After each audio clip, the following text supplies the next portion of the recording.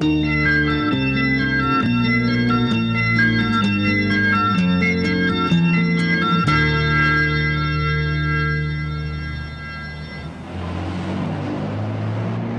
is the window from which on a clear day you can see normality.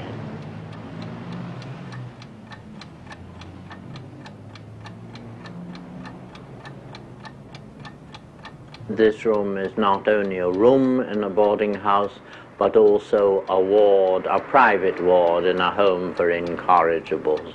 And then again, it's a cell. And here I've remained for 30 years, and whatever has gone by in the outer world has passed me by. But I think if anyone said to me, if you go on like this, life will pass you by, I would reply, thank God for that, I nearly got mixed up in the beastly thing.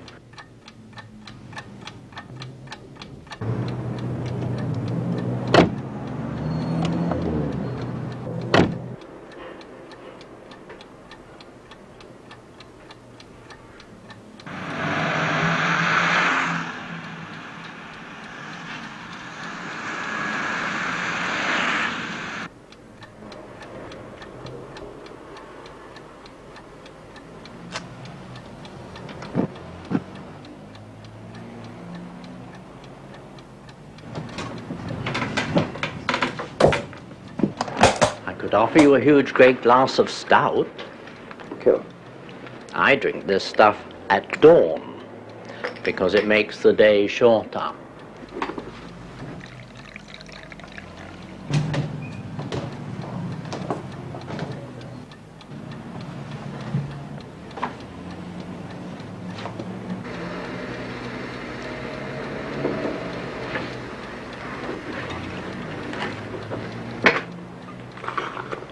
It's all a bit dusty, Quentin.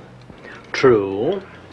Unkind friends say that I have the dust sent in from Fortnum and Mason's, but that's not true. I merely don't clean the place. And I have a message of hope to offer to the housewives of England. It's this. Don't lose your nerve, because after the first 4 years, the dirt won't get any worse. I haven't cleaned this place since I came here, and that's nearly 30 long, dark years ago. And as you see, it merely doesn't look clean, that's all. What does your landlady say? My landlady is the last saint left alive. This is the only house in the world which is run for the benefit of the lodgers. We all do exactly as we please. The price you pay is that, of course, you live on the coconut matting level. I don't ever shop now because I found I needn't. My clothes are given to me. In fact, I'm a sort of one-man Oxfam. But food, it was more of a problem until I discovered you could buy stuff at a chemist which you could eat without ever buying anything from food shops. And I don't bother anymore. Buy this stuff, and you mix it up. It's sort of a whitish powder. And you mix it up until it's the color of wolpermure. And it tastes like wolpermure too. But it's full of vitamins and full of protein, and you don't have to bother ever again.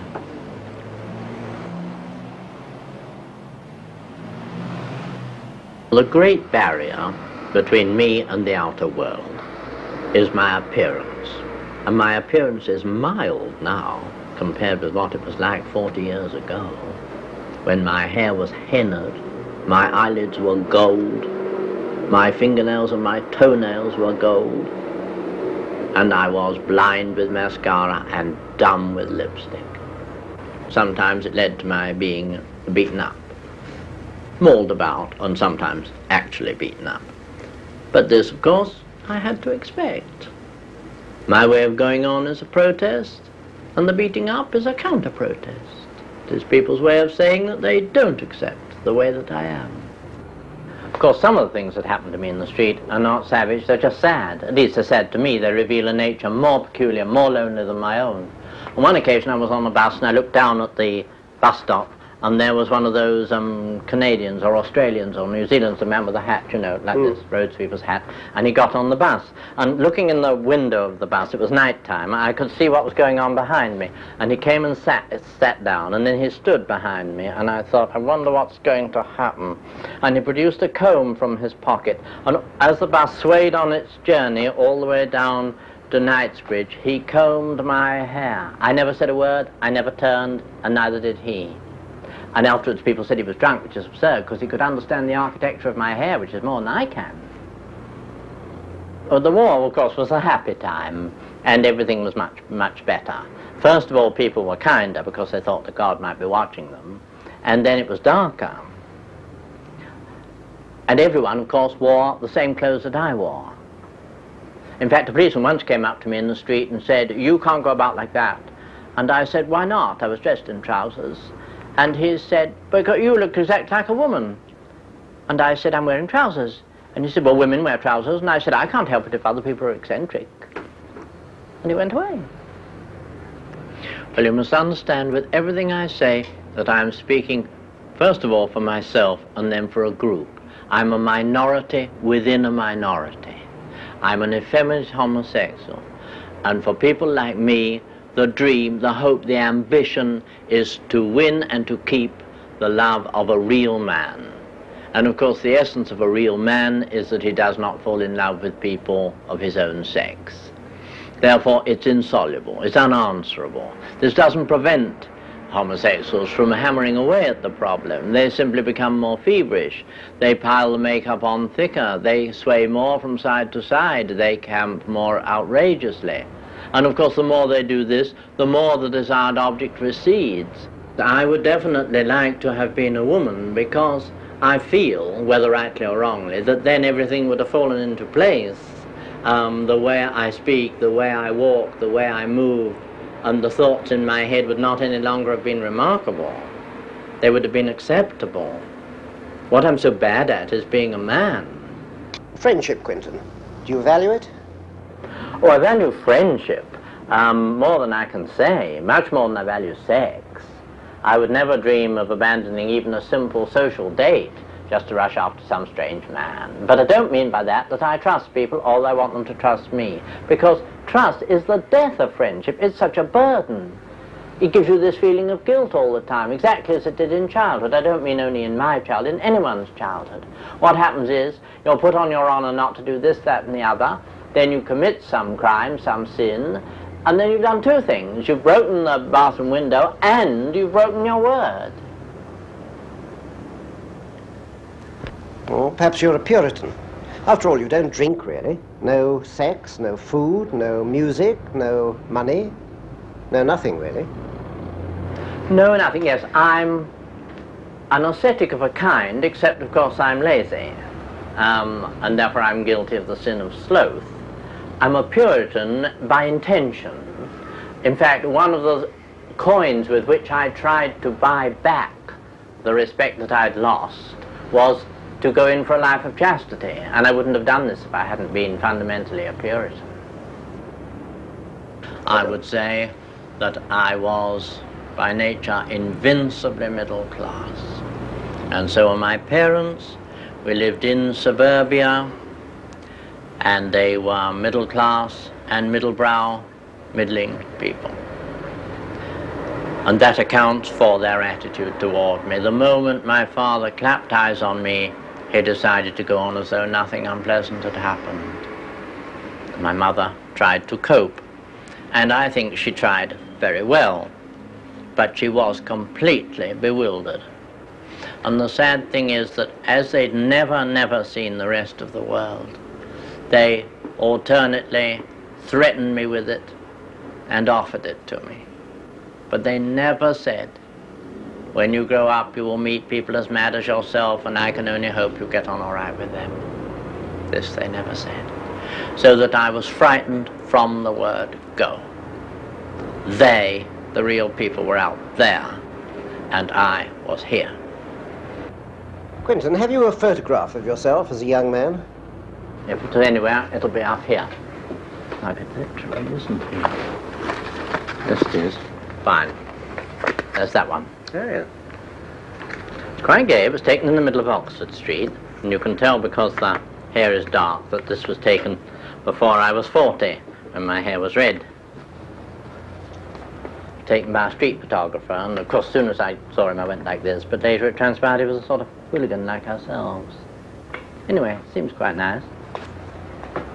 When I was walking about the street like this, my brother and a girlfriend of his passed me in the street, about that far away, and she said, "Look at that!"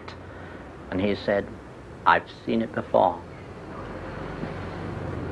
You must have had some extraordinary things happen to you. Well, yes, I have indeed. Most of them slightly unpleasant, but some of them just frank curiosity. People will come up to me and say, "I simply must ask you who you are." Or on one occasion I was already sitting down in a carriage, in a train, going, I think, to Guildford, and the porter opened the door like that and said, "You'll excuse me, I must ask you what you do for a living." And I said, "I'm a model." And he said, "Oh," shut the door like that, and the train went up. The main field of activity for a model nowadays is the housewife's choice classes. The students arrive with the celery sticking out of one end of the basket and their paintbrushes sticking out of the other. And they draw you in memory of the time gone by. I think what has happened is people have got lonely, their children have grown up, and they think of a way of filling in the time. And then they think, when was I happiest? And that was when they were at the school, and they practically get out the Hungarian blouses they wore in 1926 and their sandals and their curtain ring earrings, and they come to the class. And that is when, of course, I'm more useful than another model, because I pose in loving mummery. I pose for the time gone by. The poses are like this, you see, instead of my just sitting around as though I was a human being, because it's easier for me to pose than not. But how did you earn a living in the old days? I was a commercial artist and I was a model. In commercial art, I had a lovely time, but of course the other employees were a bit frightened. In fact, when I worked in one place, when the girl came up to give me the work that I was supposed to do for that day, her hands were trembling like this so that the pages were fluttering, and I tried not to look at her while I received the work, to try and give her time to get her breath back. This is a normal reaction almost anywhere. She got used to you? Bit by bit she got used to me. Never quite. She didn't ever get used to the fact of my existence, and she once said, "Has it ever occurred to you, you might be mad?" I was forced to take up commercial art because, though it may be true that artists have a peculiar appearance, it's also true that people with peculiar appearances are compelled to take up art. And that is why I've done this kind of thing and written books, plays, short stories, because that was all I could do. I can live in this room and eat without ever spending more than £5 a week. Could live wildly, a life of debauchery on £5 a week. But my main debauch is going to the movies. That costs more than it would cost other people because I have to take somebody with me. Because I'm worried about what God would say if he found me in the movies. You see, if he were to plunge his arm down through the roof of the Odeon cinema and say, "And you, Crisp, what are you doing here?" I couldn't reply, "I'm enjoying myself, Lord." But if there's someone with me, I go, and then he knows I've committed an act of self-sacrifice. Quentin, you told me about an argument you had with a drunk in the street, and he said, "You mean you go with men for money?" And your reply was, "Well, possibly." Does that mean that you've been a male prostitute? Yes, I've been a male prostitute, and this worries people. Prostitution in general worries people, and I can't understand this because to me, the only excuse that you can find for the disgrace of sex is that there might be money in it. Otherwise, it's a wanton form of self-enjoyment. You know what you know who thinks about happiness. You've got to be able to explain it in some way. For whatever is done for money is sacred. In fact, the best way I can express the whole thing is to quote the char of a friend of mine. She took a house somewhere in London without knowing that it was a disreputable district. But she had a char who knew not only that it was disreputable, but who was disreputable with whom and why and for how much. And one day she plucked at my friend's sleeve and took her to the window and said, "You see that one, madam? Women that do it for money are bad enough, but she does it to oblige."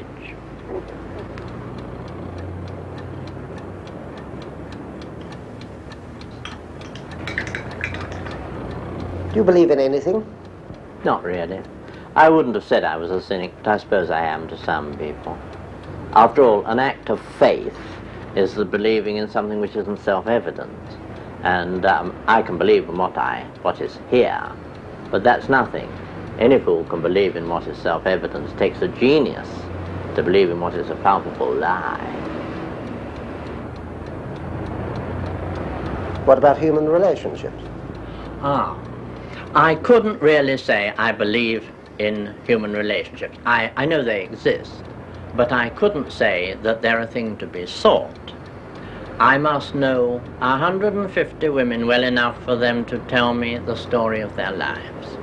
And when I meet them in the street, before they've said hello, long before they've said how are you, they've said, "What do you think he's done now? What do you think he said today?" And it doesn't give you the feeling that human relationships are worthwhile. What do you mean by the word love?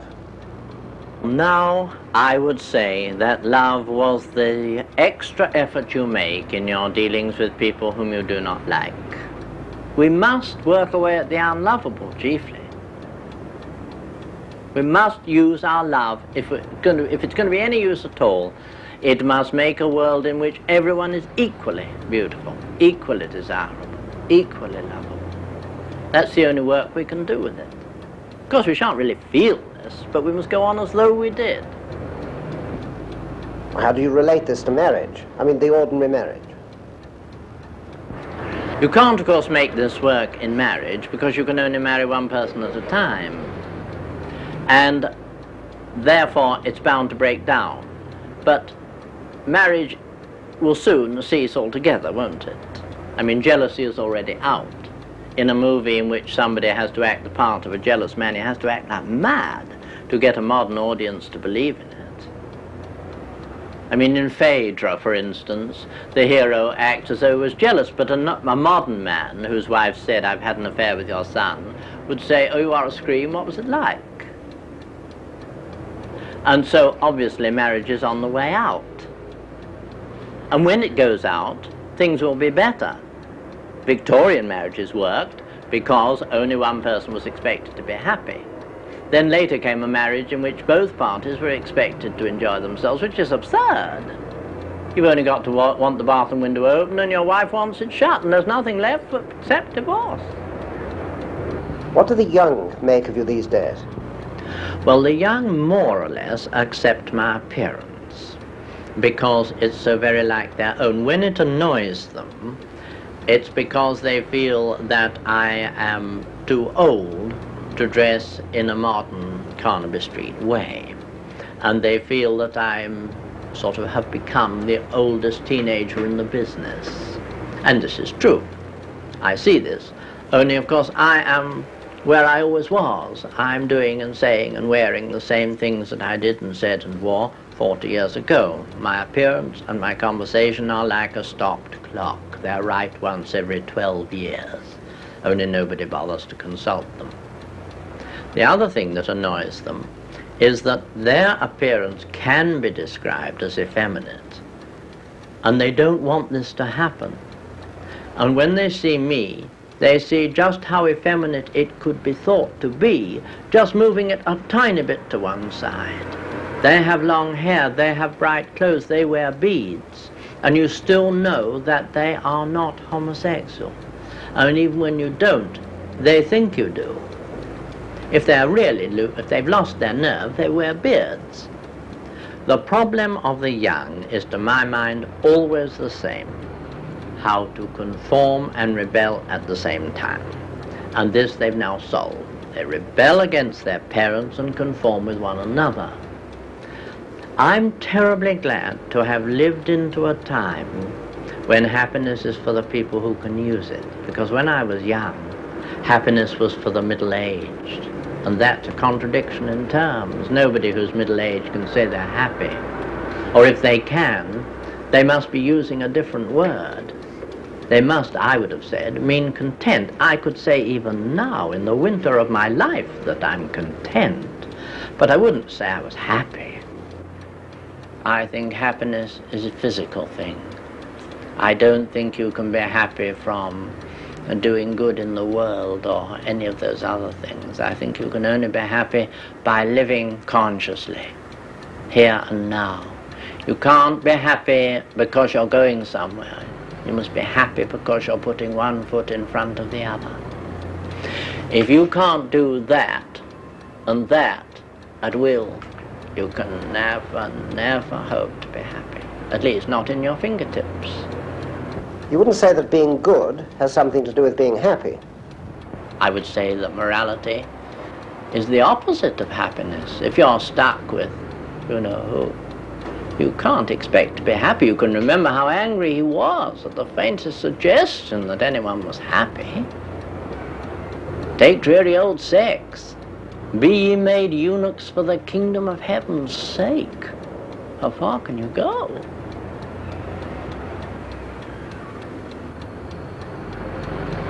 Now you're getting old, Quentin. But you might live another 30 years, mightn't you? Yes, modern science is so unkind that I could live for 30 years without anyone even noticing. It wouldn't be remarkable in any way. And this, of course, is the great problem. This is why I think there should be a ministry of death, and that they should make up their minds how long people are to live. And when they've decided that, then you would just stay in your home and a notice would come, like your income tax form, and it would say, would you kindly call at the forgetting chamber of the town hall on September the 25th, which note will be your 65th birthday or whatever it is.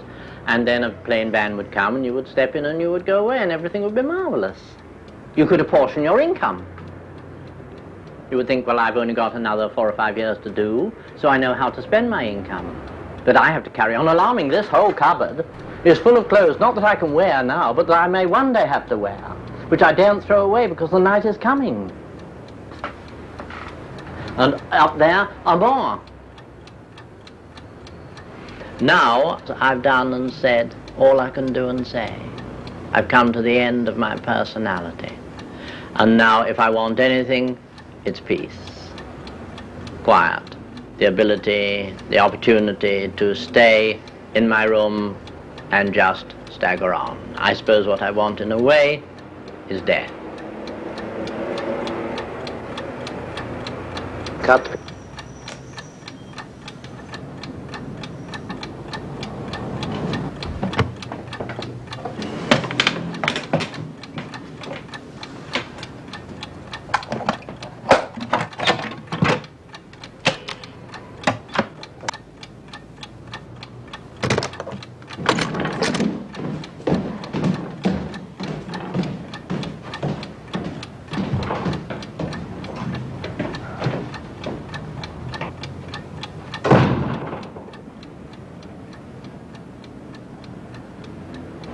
If you're on a tightrope, when you first set off, you don't know how much play there is in the rope.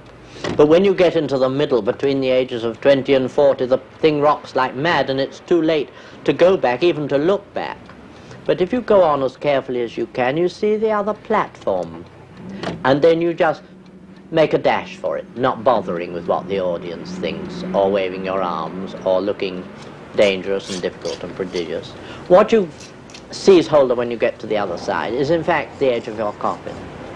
And you get into it, and you lie down, and you think, my cuffs are frayed, I haven't written to my mother, and all those other things, and then you think, it doesn't matter, because I'm dead.